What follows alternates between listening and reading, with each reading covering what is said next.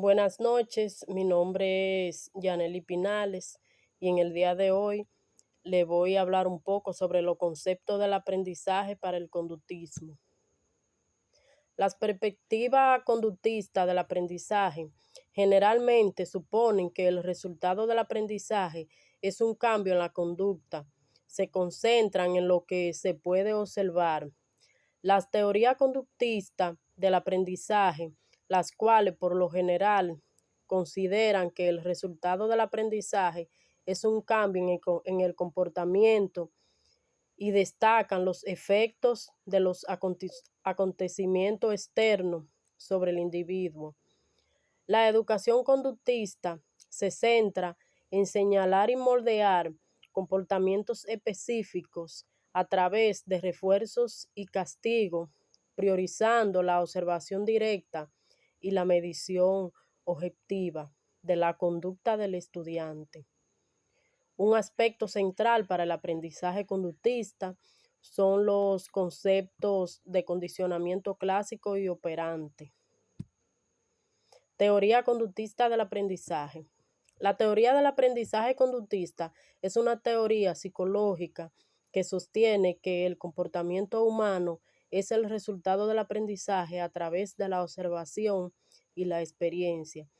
Esta teoría se centra en los comportamientos observables y el cómo el ambiente y las consecuencias de lo mismo influyen en la conducta humana.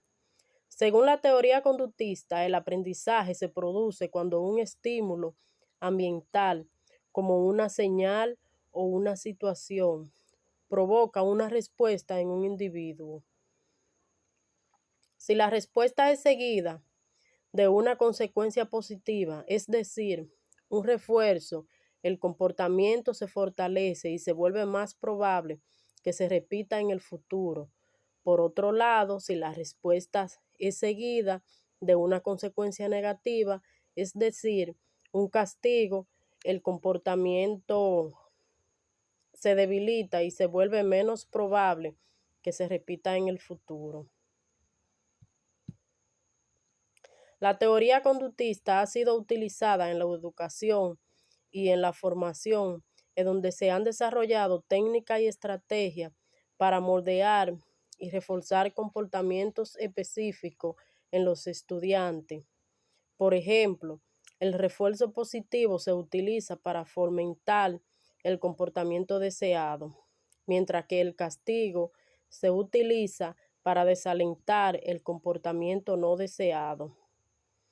A pesar de que la teoría conductista ha sido criticada por algunos de sus enfoques limitados en los comportamientos observables y por no tomar en cuenta aspectos cognitivos y emocionales del aprendizaje, sigue siendo una teoría influyente en la educación y en la psicología. Muchas gracias y hasta aquí es mi parte. Continuando con esta exposición, su servidor Alisleya Acevedo les estará hablando acerca de lo que es el condicionamiento clásico y el condicionamiento operante, que son las dos principales teorías del aprendizaje de conductistas. En primer lugar, tenemos lo que es el condicionamiento clásico. Este es un tipo de aprendizaje asociativo que consiste en la asociación de un estímulo neutro con un estímulo incondicionado, que de forma natural genera por sí mismo una respuesta incondicionada. Por eso es considerado condicionamiento, porque al principio tenemos un estímulo neutro, es decir, que no nos hace ningún tipo de respuesta, no nos causa ningún tipo de respuesta, pero luego sí. Este fue descubierto en la década de 1920 por Iván Pavlov, un fisiólogo ruso que pretendía determinar el tiempo que tardaba un perro en secretar jugos digestivos después de ingerir un alimento. Más adelante estaría aplicando el ejemplo de cómo él mismo planteó dicho condicionamiento con los perros. No obstante, en primer lugar, veamos lo que son los conceptos principales para luego entender el ejemplo. El estímulo incondicionado es un estímulo que provoca una respuesta automática en el organismo. Por ejemplo, la comida que hace que los perros saliven. Luego tenemos la respuesta incondicionada. Esa es la respuesta automática que el organismo produce ante un estímulo incondicionado. Por ejemplo, la salivación de los perros ante la comida. También está el estímulo neutro. un estímulo que no provoca ninguna respuesta en el mismo. Por ejemplo, el sonido de la campana. Ese es el inicio del ejemplo a continuación. Estímulo condicionado. Ese es un estímulo neutro que se asocia con un estímulo incondicionado y que adquiere la capacidad de provocar una respuesta similar. Por ejemplo, el sonido de la campana que se asocia con la comida y provoca salivación en los perros. Luego tenemos la respuesta condicionada. Es esa respuesta que se produce ante un estímulo condicionado. Por ejemplo, la salivación de los perros ante el sonido de la campana. Si se dan cuenta, tenemos conceptos que son incondicionados y que son condicionados. Eso es porque antes de pasar por un proceso de aprendizaje se consideran incondicionados. Luego de pasar por el proceso de aprendizaje se consideran condicionados. Al principio, un estímulo es incondicionado porque provoca una respuesta automática en el organismo. O sea, nosotros no tenemos ningún tipo de aprendizaje. Luego está también el estímulo neutro, que este no provoca ningún tipo de respuesta al principio. Sin embargo, luego sí esa la respuesta lo provoca, convirtiéndose en un estímulo condicionado. El ejemplo de Pablo consistió en que este, al sonar la campana, hacía que los perros salivaban antes de ver la comida. ¿Cómo fue este proceso? Al principio, Pablo observó que si sonaba una campana y se registraba la respuesta, esa respuesta era que los perros no salivaban. Sin embargo, si Pablo les mostraba comida a los perros sí salivaban. Pablo lo que hizo es que los perros asociaran este tipo de comportamientos. ¿Cómo asociaban? Pues automáticamente Pablo sonaba la campana y estaba de que comer a los perros. Esto, tras repetirse varias veces, lo que provocaba era que los perros, sin ver la comida o sin alimentarse, ya salivaban, simplemente con escuchar el sonido de la campana. Al principio, el sonido de la campana era un estímulo neutro porque no causaba ningún tipo de respuesta.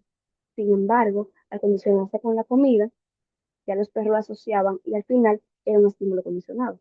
Como van aquí en el experimento, la comida al principio era el estímulo incondicionado, porque ellos sí salivaban al verlo. Su respuesta era la salivación. Luego entonces tenemos la campana, que era el estímulo neutro, donde no había ningún tipo de respuesta. Luego, durante el condicionamiento, se combinaba la comida, que es el estímulo incondicionado, con la campana, que es el estímulo neutro. Esto daba como resultado una respuesta incondicionada, que era la salivación. Y al final, el estímulo neutro, que era la campana al principio, se convirtió en un estímulo condicionado, dando como respuesta la salivación, que era una respuesta condicionada.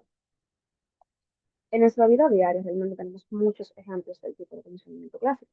Sin embargo, el más conocido, diría yo, es el recreo, el timbre de recreo. Cada vez que escuchamos en las escuelas el timbre, automáticamente lo que hacemos es salir del curso o dejar lo que estamos haciendo. Esto es porque en los primeros años de escuela realmente sonaba la campana, pero no hacemos nada. Por el primer día de clases, en un niño nuevo, por así decirlo, no sabíamos qué significaba la campana. Sin embargo, el timbre sonaba, la maestra nos decía que saliéramos. Esto nos iba acondicionando. Por lo tanto, ya escuchábamos el timbre del recreo y nos daba una sensación de libertad. ¿Por qué? Porque ya lo asociábamos con salir a jugar, con no hacer ningún tipo de actividad, o sea, con no tomar clases, sino que lo asociábamos con estar libres o jugar. Al principio, el timbre de recreo no tenía ningún tipo de respuesta porque no conocíamos a qué se asociaba. Sin embargo, luego escuchábamos el timbre y ya lo asociábamos con el jugar. También, si pasamos por algún lado y nos da el olor a un perfume parecido a una expareja, podemos ser un ex compañero, pero estamos asociados a la pareja saliente, y nos da un olor parecido al perfume que utilizaba una expareja, puede que entonces eso traiga el recuerdo de esa persona. Al principio, este perfume pues no significaba nada por nosotros porque no nos habíamos comprometido con aquella persona, no habíamos estado ni compartido. Sin embargo, con el pasar del tiempo y estar asociándonos con esta, este perfume se asoció a los sentimientos o emociones que esta persona nos hacía llegar, nos hacía sentir. Por lo tanto, cuando ya entonces nosotros en otro tipo de contexto, más adelante, pasamos por un lugar o olemos algo parecido al perfume que esta persona siempre tenía, pues no podemos recordar a esta persona. Esos son simples ejemplos en la vida diaria del conocimiento. También tenemos lo que es el funcionamiento operante. Este es un método de aprendizaje que se basa en asociar una conducta con sus consecuencias. ya sean positivas o negativas, para modificar la frecuencia de esa conducta, lo que conlleva que si una conducta es seguida a una consecuencia positiva, es más probable que se repita y viceversa. Es decir, si una conducta es seguida de una consecuencia negativa, es menos probable que se repita. El término condicionamiento operante fue introducido por el psicólogo Bruce Frederick Skinner con su experimento con las ratas, pero hoy se prefiere más el término de condicionamiento instrumental que fue introducido por Edward Thorndike. Eh, Skinner consideró esa conducta operante como un condicionamiento operante porque este planteaba que nosotros actuamos de forma operaria a nuestras consecuencias de nuestro ambiente, o sea, las consecuencias que tenemos de comportarnos de manera operante con nuestro ambiente. Los conceptos principales de este condicionamiento son las consecuencias.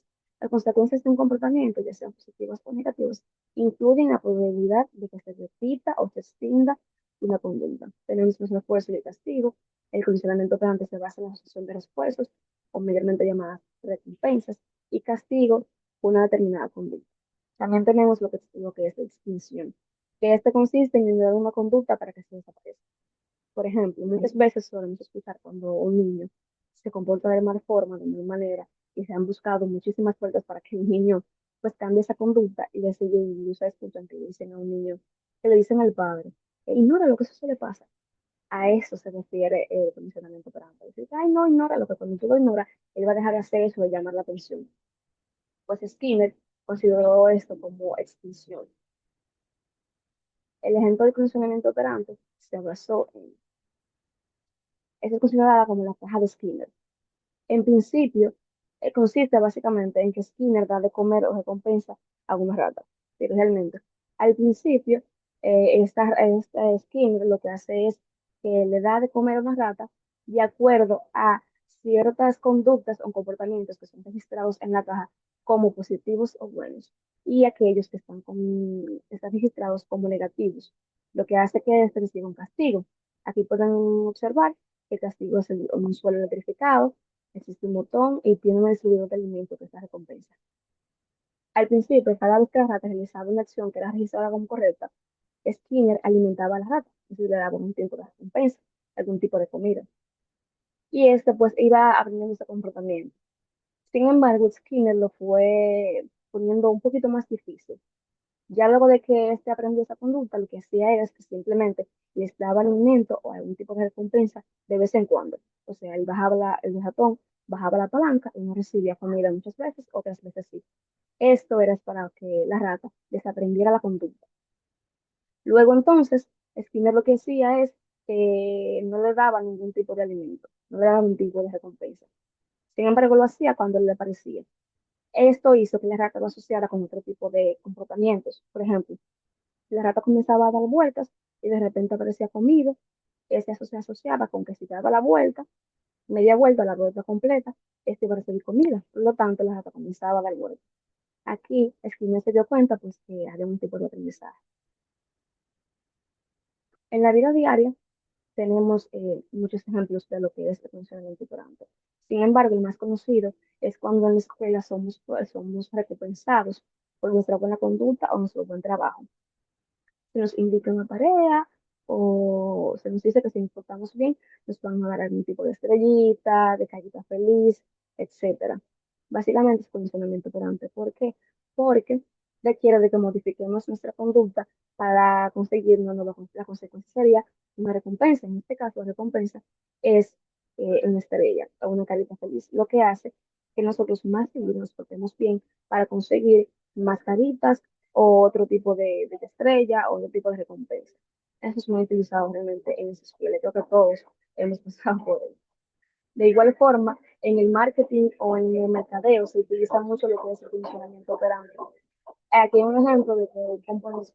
Sin embargo, es más común cuando se utiliza lo que es gasta tanto y le daremos tanto, o por la compra de tanto le daremos tanto. Esto lo que hace es que produce que gastemos más, realmente, porque tú tenías que gastar, por ejemplo, 50 pesos para que le den algo de 25. Mientras usted más 50 pesos gaste, más 25 va a recibir. Por lo tanto, es beneficio para la compañía. Estos son ejemplos de lo que es el funcionamiento operante en la vida diaria. Ahora les dejo con mi compañera que seguirá hablando un poco más del tema.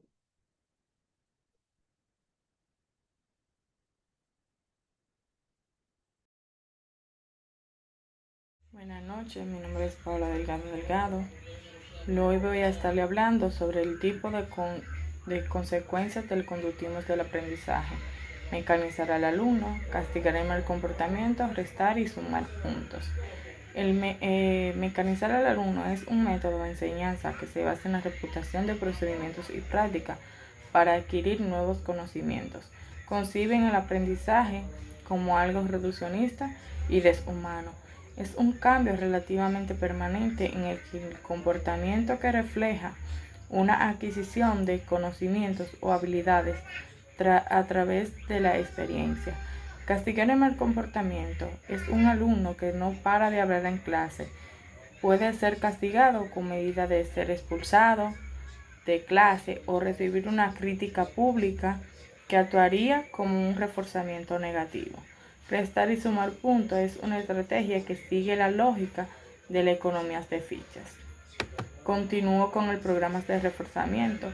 Es una técnica que consiste en asociar una conducta con una consecuencia con el objetivo de que la conducta no se repita. El reforzamiento puede ser positivo o negativo y se basa en el principio de que el cerebro humano está programado para aprender sobre la recompensa.